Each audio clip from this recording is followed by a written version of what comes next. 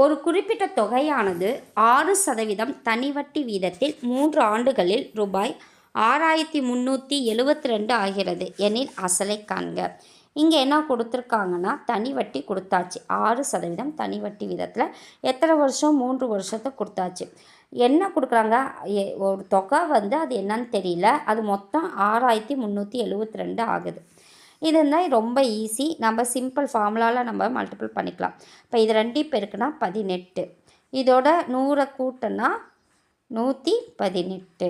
அப்போ 6372 இன்ட்டு 100/118 வகுத்த நமக்கு ஆன்சர் கிடைக்கும். பாருங்கள், பார்க்கலாம். இப்போ அமௌண்ட் அப்படிங்கிறது அசலையும் வட்டியும் கூட்டினா வட்டியோட ஃபார்முலா PNR/100. இப்போ என்னென்ன கொடுத்துருக்காங்கங்கிறத பார்க்குறோம். வட்டியையும் நம்பர் ஆஃப் இயர்ஸையும் பெருக்குனா 18. அப்போ நார்மலாக அமௌண்ட் இவ்வளவு. நம்ம நார்மலாக ஒரு ஃபார்முலா பார்த்தோம் இல்லையா? P = A × 100/100 + NR.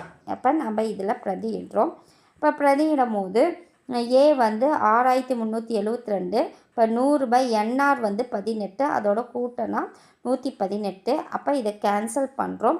இதை கேன்சல் பண்ணால் இது 2ஆம் வாய்ப்பாடில் கேன்சல் பண்ணால் 5 தாட்டி, மீதி 1 9 தாட்டி, இது 3 தாட்டி, இது 1 மீதி ரிமைண்டர் 1 8 தாட்டி 16, மீதி 1 6.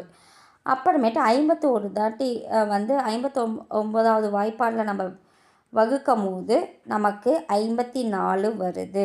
54 × 100 5400 தான் அசலாக கிடைக்கிது. இங்கே பாருங்கள், நம்ம இங்கே ஃபார்முலாவில் போகிறோம்.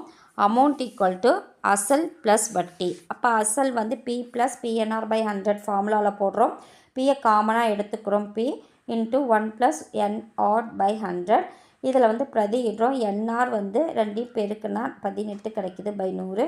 இதை இந்த பக்கம் மல்டிப்ளை பண்ணிவிட்டு ப்ளஸ் கூட்டும் போது 118/100.